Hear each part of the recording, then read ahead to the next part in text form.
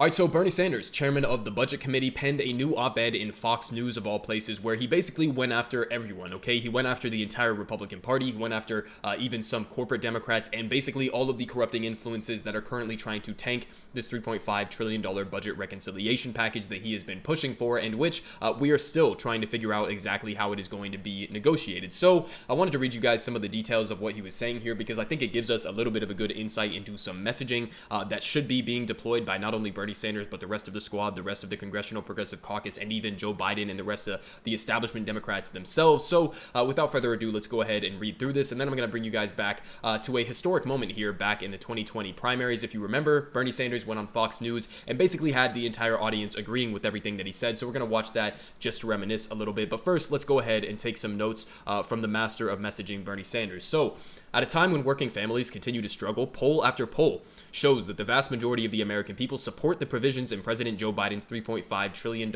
Build Back Better Act. And this is 100% true. We have known this for a long time. And still, the media has basically been talking about this entire debate around the $3.5 trillion budget reconciliation bill as if it's like something that's out in the air, as if it's these people who are opposing it are moderates or they're centrists, when we know that's not true, okay? If the overwhelming majority of the American people support something, then it doesn't make you a centrist or a moderate to be opposing that. You're just acting on behalf of the corporate interests that are funneling money into your campaigns. And so I think that's a good bit of clarity there from Bernie Sanders. But he continues saying that some 80 to 88% believe we should lower the cost of prescription drugs, 84% believe we should expand Medicare to include dental care, hearing aids, and eyeglasses, 73% support establishing paid family and medical leave, and 67% want universal pre-K. Further, 67% believe the federal government should raise taxes on high-income people and corporations to help pay for these desperately needed programs, which is what the legislation does. And again, if you follow my channel, then you know that I am a proponent of modern monetary theory. And so if you understand how a lot of this government funding actually works, it's not that we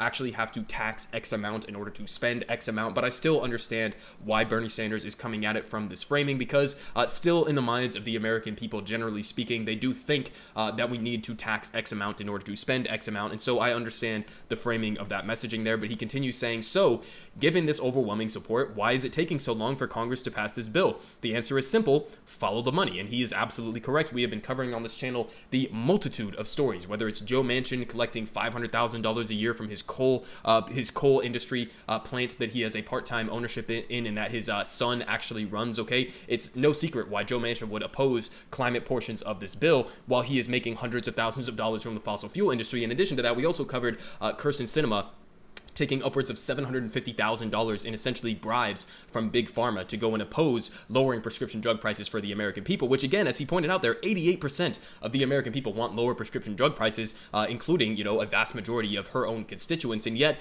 they are still talking about this as if it's even debatable. Kyrsten Sinema and Joe Manchin are the ones who are primarily blocking a lot of this legislation on behalf of their corporate donors, and it's pretty out in the open, so it's good that he's pointing that out and making that the central focus of this piece. But he continues saying, as part of our corrupt big money dominated political system, the pharmaceutical industry is now spending hundreds of millions of dollars on lobbying, campaign contributions, and television ads to defeat this legislation because it does not want Medicare to negotiate lower prescription drug prices. And in order to increase their profits, they want American taxpayers to continue paying by far the highest prices in the world for our medicines, sometimes 10 times more than people in other countries. And I also covered that in a recent story as well, where we knew from Public Citizen, they put out a great report showing that Americans are paying multiple times more for basically all of the standard prescription drugs than even places like Canada, which are just right up the border. And it begs the question of, why is this? Why do Americans have such higher prescription drug costs? Well, it's because of exactly what he was just pointing out there. Many of these other companies, countries, even if they have for-profit or privatized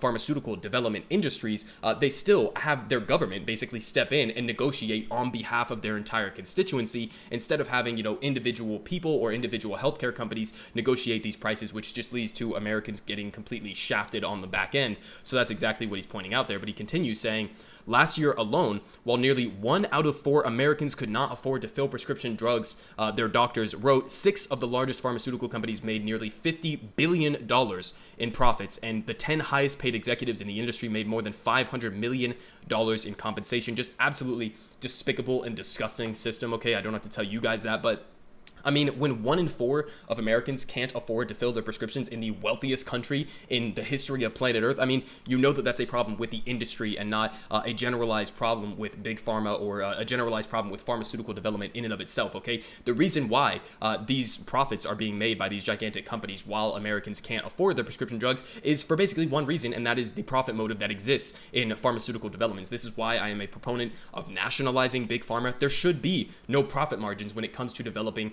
these pharmaceutical drugs. And the reality of the situation is the situation that we have right now is basically where the NIH, the National Institutes of Health, funnels billions of dollars into drug development, into the actual research and development for pharmaceuticals. And then these private companies basically just purchase the patents on the back end and then price gouge us while they walk out the door with hundreds of millions of dollars, as they just said, in compensation. So the reality of the situation is privatized or a capitalist structure of the pharmaceutical development industry does absolutely nothing but lead to higher costs and actually a reduction in investments in research and development, because they're spending primarily the amount of their profits that they're putting. They're either stuffing it into their own pockets, stuffing it into the pockets of their shareholders and executives, or they're spending it largely on marketing. Okay, so this money is not being reinvested in research and development. So it's a completely inefficient and ridiculous for-profit system that we have, but that's exactly what he's trying to point out there. And he says, in order to preserve their corrupt and greedy pricing system, the drug companies hired nearly 1,500 lobbyists, including former leaders of the Republican and Democratic parties, to protect their interests.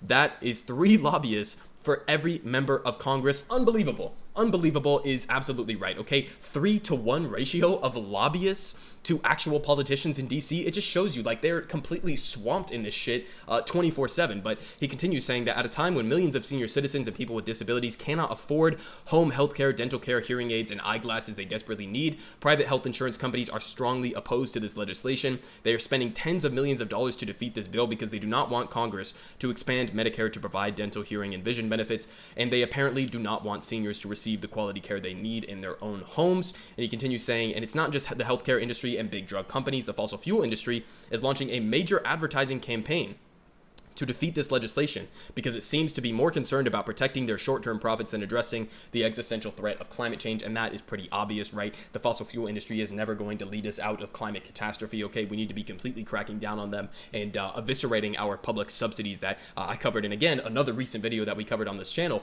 we are basically subsidizing the fossil fuel industry as a global economic system. We are subsidizing the fossil fuel industry, propping it up with nearly $6 trillion per year, okay? So basically, without government subsidies, which are policy decisions propping up the fossil fuel industry, it would not be economically viable. And so this entire narrative that, like, oh, renewable energies, they're just not, they're just not profitable yet, or they're just not economically, they don't make economic sense yet, is complete horseshit, okay? The reality is we need to stop funneling money, subsidizing and propping up the fossil fuel industry, and aggressively move towards investing in renewable energy. And that's exactly what he's pointing out there. But finally, he says further, at a time of massive wealth and income inequality, when the 2 richest people in this country own more wealth than the bottom 40%, the billionaire class is vigorously opposing this legislation because it wants to prevent Congress from making the wealthiest people and most profitable corporations finally start paying their fair share of taxes. And again, absolutely right, based and correct there. And finally, he says, it is no great surprise that not a single Republican in Congress supports this bill. After all, this is the party that 4 years ago provided $2 trillion in tax breaks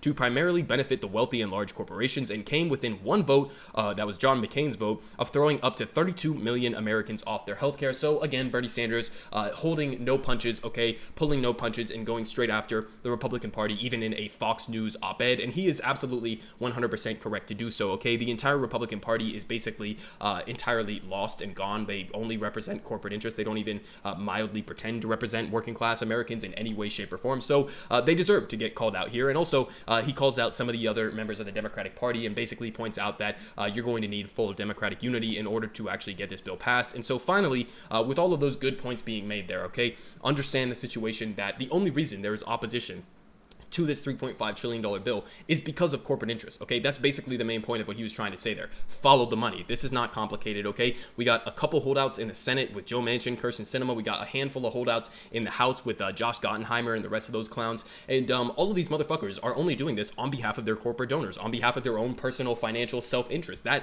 is very obvious. It's very surface level. And so it's kind of sucks in a way that it falls on Bernie Sanders' shoulders to actually report on this situation as it exists, because you know that Fox News would never ever report on the situation accurately as he just pointed out there. You know that MSNBC, CNN are not going to be talking about it in the ways that he do. They won't even call Kyrsten Sinema and Joe Manchin corrupt in any way, shape, or form. So 100% credit to Bernie Sanders for actually making this situation clear for the American people. And I hope a lot of people read that op-ed, because it basically does cut straight through the bullshit and get to the reality that the only opposition to these incredibly, overwhelmingly popular policies is corporate influence that is funneling money into our politics and completely distorting it and preventing the will of the American people from actually being enacted. And so finally, I'm going to leave you guys with this clip of Bernie Sanders on Fox News, where he was basically showing that no, none of the policies that he is backing, especially not these moderate, watered down policies that are within the $3.5 trillion bill, because if you remember, Bernie Sanders wanted upwards of $6 trillion initially. So understand that none of the policies that he is supporting in that op-ed or any of the policies within this bill, none of them are radical, and the overwhelming majority of the American people can be representative in this clip from this Fox News audience. So let's go ahead and watch this just to remind ourselves. Again, this is from the 2020 Democratic primary, when people were saying, oh, all of these Bernie Sanders ideas are radical, and this Fox News audience even somehow agrees with him.